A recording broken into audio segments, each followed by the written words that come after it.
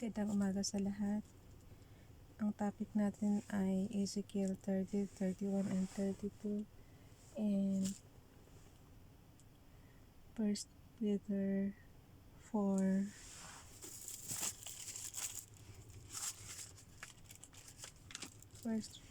Peter 4 chapter 4 verse 1 to 19. Ayan guys, nabasa ko na kasi yan. Unahin kaya natin to. Maiksi lang eh. Pag maiksi noon. Living for God. 1Peter 4 verse 1 to 19. Living for God. Therefore, since Christ suffered in his body, arm yourselves also with the same attitude, because he who has suffered in his body is done with sin. As a result, he does not live the rest of his earthly life for evil human desires, but rather for the evil of God. Alam mo, mayroon ako ditong pag di mo mabasa, kailangan palakihan, gaganyan mo lang siya. Ayan. Controlling din. Kailangan din ng control. Kailangan lalong parang lumaki naman ng husto.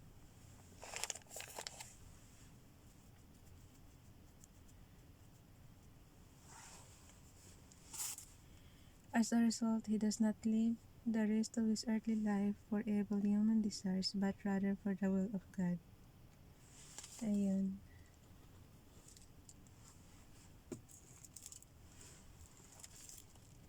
For you have spent enough time in the past doing what pagans choose to do, living in debauchery, lust, drunkenness, orgies, carousing, and detestable idolatry.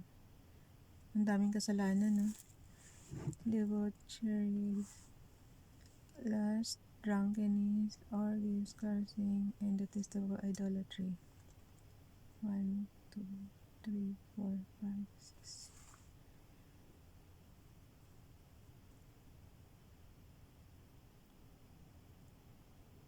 Parang yung mga natural na kasalanan na to eh. Lalo na yung idolatry, parati talaga yan binabanggit. Diyan din naman si Father God galit na galit. Yung mga idolatry sa images.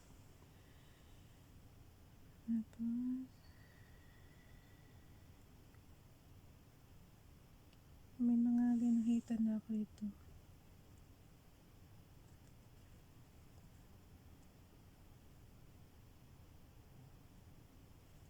Tapos dito nga pala may tinanong ako. For this reason, the gospel was preached even to those who are now dead. For this reason. Ba't ko tinanong na how po, dead na nga. Saan kaya yung Kasi pagka ako nag-outline, sinusulatan ko na kaagad. But they will have to give account to him who is ready to judge the living and the dead. For this is the reason the gospel was preached even to those... oo. Yung gospel daw, for this reason, the gospel was preached even to those who are now dead. Kahit doon sa mga patay na. Kaya tinanong ko, paano po dead na nga? Parang yung mababaw ko sa yung pagkakaintindi ko eh. Ginagawa ko siyang literal. So, siguro sa mga expert na iba yung ibig sabihin ng dead dito. For this is the reason the gospel I was preached. For this is the reason. Sa verse 6 nga guys, kayo magbasa. For this is the reason the gospel was preached, even to those who are now dead, so that they might be judged according to men in regard to the body, but live according to God in regard to the Spirit. The end of all. Ay nako, nag-uumpisa pa lang tayo, time na.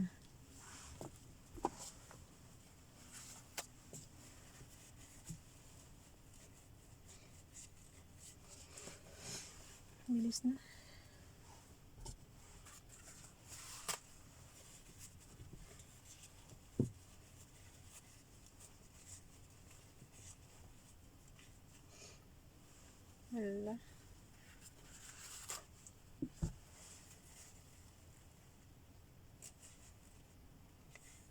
Nagsunggo yung ilong ko. Nagsunggo yung ilong ko.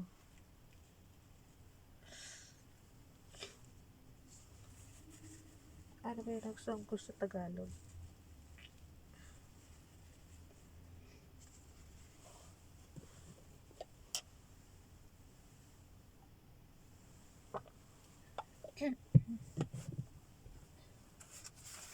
Yung ba may dugo?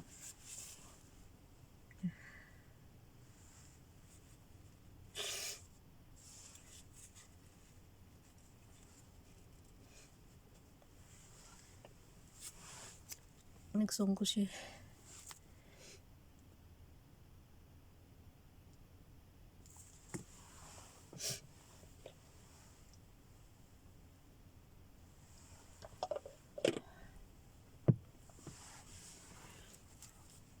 Tama na.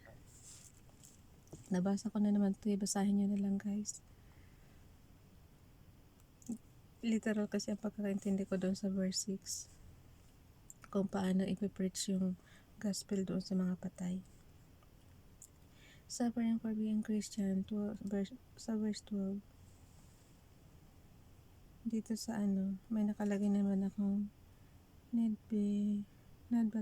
ba talaga ma-insult? Dito siguro mayroon ako nabasa sa Dear friends, do not be surprised in the painful trial or suffering as though something strange were happening to you, but rejoice that you participate in the sufferings of Christ, so that you may be overjoyed when His glory is revealed. If you are insulted because of the name of Christ, may nag-i-insult ba talaga? Yan ang tanong ko, need ba talagang ma-insult?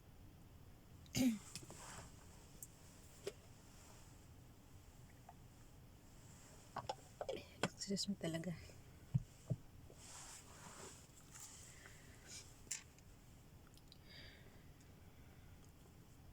Kasi if you are insulted because excuse me.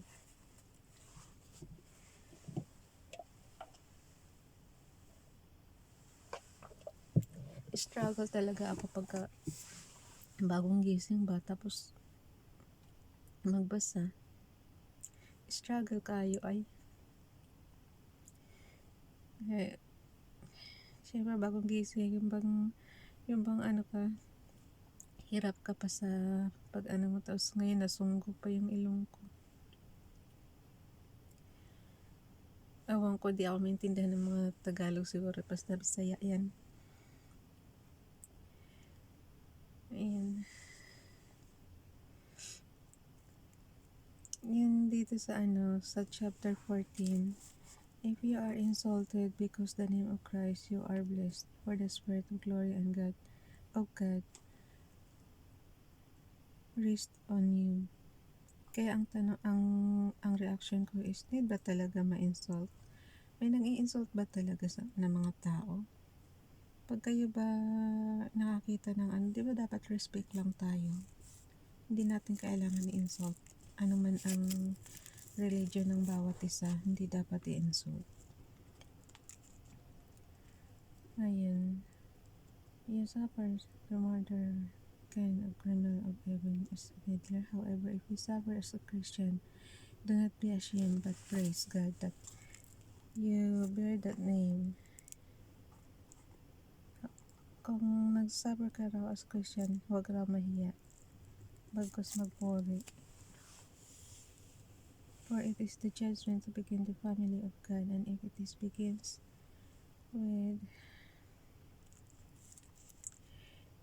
is hard the righteous. Tingnan mo guys yung verse 18 ng chapter 4, 1 Peter chapter 4 verse 18. And if it is hard for the righteous to be saved, what will become of the ungodly and the sinner? Kung yung righteous na hirap pa para maligtas, paano pa raw kaya yung mga makasalanan? Pero ang sabi kasi rito ang tandaan ko kasi kay Jesus, si Jesus Christ is, hindi siya nagsisave sa righteous, kundi nagsisave siya ng dahil sa awa. So, kung siguro po, Father God, kung yung mga makasalanang katulad namin, kung maawa si Jesus Christ, di masasave din kami. Diba? So then, those who suffer according to God's will should commit themselves to their faithful Creator and continue to do God. Wala, 10 minutes na. Paano pa yung nakita ba yung kaya ko? Wala, nag-ano sa palaran lang tayo para magiging instant. Nakita nga, hayaan mo na. Dito na tayo sa Ezekiel 30, 31, 32. Paiksiin lang natin, guys. Sabi ko sa inyo, pang maraming harang talaga. Kasi hindi lang naman tayo sa ngayon lang. Ano naman ito, pang habang buhay na itong video na to. So, papasukan at papasukan ng harang yan. In the near future. Oh, Father God. Elamin for Egypt. Chapter 30. The word of the Lord came to me, son of man, prophecy and say, this is what. Pati ako nagbe-vision, no? Propeta na rin. Nagbe-vision ng mga hinaharap. Ito, vision nila to eh. Kaya nga, inaano ko kung nangyari na kasi talaga yung mga sinasabi dito, dito na lang sa, yun yung tinatanong ko kanina, diba? Kanina ay yung nag-outline pala ako. For the day is near, the day of the Lord is near, a day of clouds, a time of doom for the nations. Kaya ang tanong ko is when? Sa chapter 30 ng Ezekiel verse 3. Tapos dito naman sa verse 7, guys. Pakibasa. Talon-talon na kasi na line by line ko na yan eh. Tsaka mas mabilis pagka unahan mo ng basa bago mo i-video. Mas mabilis yan. They will be desolate. Kaya yung mga nakikinig na lang siguro, yun na lang din ang magbabasa ng Bible. Yung tiyan ko, dinig na naman. Verse 7, they will be desolate among desolate lands, and their cities will lie among ruined cities. Then they will know that I am the Lord, when I set fire to Egypt, and all her helpers are crushed. No, ang ano ko rito is so scary, nakakatakot. On that day, messengers will fly from the shoulder. Ano pa? Dito naman sa chapter, sa verse 16. Nasa chapter 30 pa rin tayo, guys, ng Ezekiel. Mahaba kasi ito eh. I will set fire to Egypt, Colossian will write with dread and agony. Thebes will be taken by storm. Memphis will be constant distress. Ouch, thou storm. Yung Philippines, Lord, tulungan nyo naman. Ibangon nyo po. Yung bagyong Ulysses kasi. Thebes will be taken by storm. Yung Thebes kaya parang Pilipinas rin, daanan ng kaya ito ng bagyo. Kasi yung Philippines, daanan talaga ng bagyo eh. Kaya ayun. Pero Lord, sana ibangon nyo naman po, lalo na yung mga nasalanta ng Ulysses, bagyong Ulysses. Yung mga nabaha lalo. Please. In Jesus' name, Amen. Their broad strength will come to an end. Nakalagay sa akin pati expression ko. It's the end of Egypt again. Kasi ilang beses ko na yan nabasa eh, end of Egypt. Laging end. Kaya, again, nakalagay na naman sa expression ko again. Kasi ilang beses pag ilang beses mo na nabasa, laging end. Yun. Kaya nagtataka ka, bakit pabalik-balik? Nabasa mo na sa ganun, nag-end na siya. Tapos dito pa rin, nag-end na naman. Hanggang walang katapos ang end. Tapos, dito sa sabi ko may kinikilingan si Father God. Tingnan mo, basahin nyo guys yung verse, yung una, kumikiling siya sa Babylon eh. Tingnan mo sa verse 23.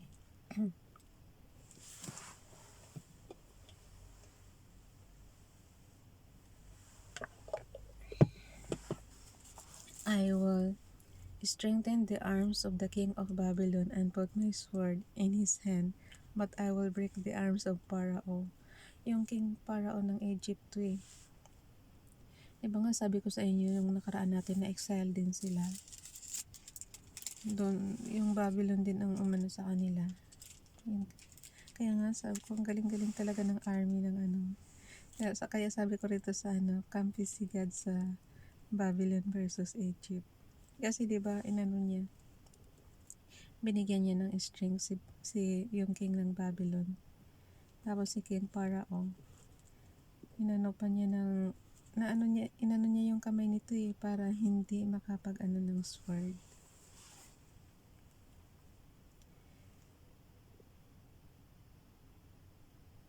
Diba, I will break the arms of Pharaoh. Wawa naman si King Pharaoh. At kaya ganun, may kinakampihan si Father God, mayroong inaano katulad nito, mga inaano, pero mahal naman niya. Kasi nakalagay,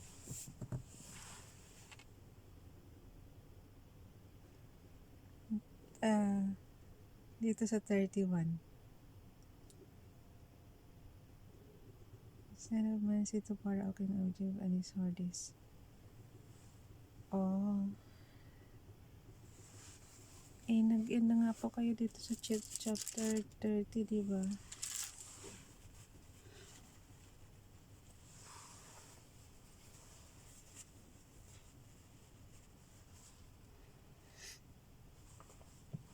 Pagka-dry kasi masyado yung ilong natin, yung nagsunggot yun. Bang, akala mo may sipon pero wala namang sipon. Tapos pa niya ang hanggang sa magsunggo ka. Sabi ko sa inyo, struggle sa akin ang madaling araw. Pagkagising mo. Yan, sakit ko. Kaya kailangan pahinga muna. Tayo kasi basa agad ng kasi may hinahabol din tayong oras. Kasi pagka hindi ako magbabasa ng Bible, pahinga muna bago ito, hindi. Imbis na ipahinga, ko na. Ibasa ko na ng Bible. Yan. Dito na tayo sa... nung una sabi ko, I don't understand cedar plants. Tapos ginugi ko, plants lang pala siya. Unang-una, nakalagay pala, I don't, yung yung reaction ko ha. I made it dun sa chapter 31 verse 9. So, nakalagay dito. I made it beautiful. Yung tinatalakay nila about cedar eh. Cedar in Lebanon. So, nakalagay dito. I made it beautiful with abundant branches, the envy of all the trees of Eden in the garden of God. Tapos, kasi nakalagay sa verse 8, diba? Chapter 31 verse 8. The cedars in the garden of God could not rival it, nor could the vine trees equal its boughs, nor could the plane trees compare its branches. No tree in the garden of God. Tapos yun na nga sa chapter 9, sa verse 9. I made it beautiful. Tapos alam mo ano reaction ko? Noong una ko kasi hindi pa na-google. I don't understand cedar. Pagbasa ko, plants. Ay, final na. Tama na po. Sabi ko, I don't understand cedar plants. So, 32 na tayo guys. Ang haba niyan kasi. Sa 32 naman kasi is alamin for Pharaoh. Yun na nga, naano na sila eh. Naano na sila ng ng Babylon. Ang dami palang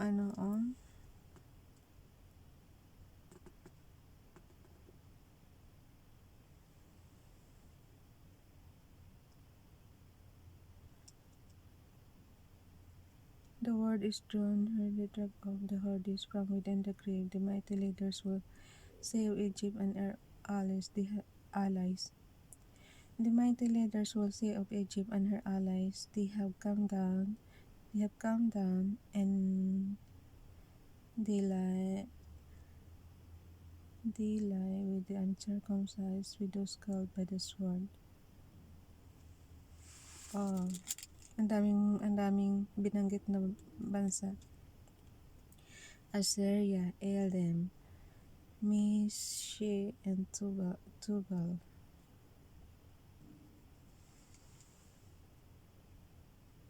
Tapos nakalagay dito sa 28, You too, O Parao, will be broken and will lie among the uncircumcised, with those killed by sword. House 29, Edom.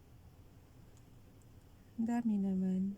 All the princes of the north and all the Sidonians that they went down, slain, disgraced, and terror by power, they lie uncircumcised, with those killed by sword and burning shame. Ang Pharaoh and all his army will see him, and he will be consoled for all his hordes that were killed by sword, and declares of sovereign Lord.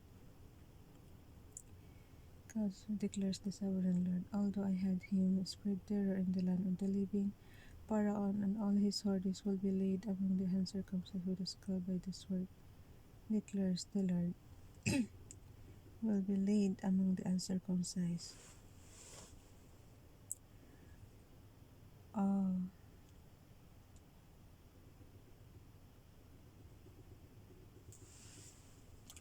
Ang ano kasi niya, ay, wala na. Yehe. Pwede na tayo mag-ano dito. Ang ano kasi niya, laging, tandaan niya guys, ang lagi niyang ano pala, ang lagi palang parusa sa nung araw ha. Sword, plague, famine. Yan, yung tatlo na yan. Ang tatlo na yan.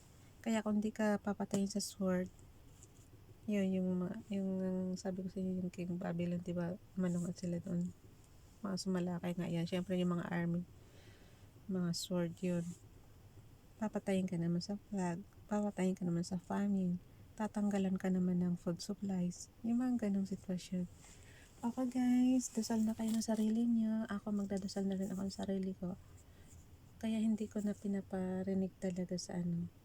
Basta hindi nawawala sa dasal ko yung ano natin, yung lagi nating sa akin ha, lagi kong pinapanalangin siyempre sa PLN. Number 1 yun. Tapos yung ating sitwasyon sa Pilipinas, tapos yung ating sitwasyon sa COVID-19, yun lang guys. Yun pinaka-importante. Tapos yung pamilya natin, isay parati. Yung pagkagising ko kasi yun na niluluhod ko eh.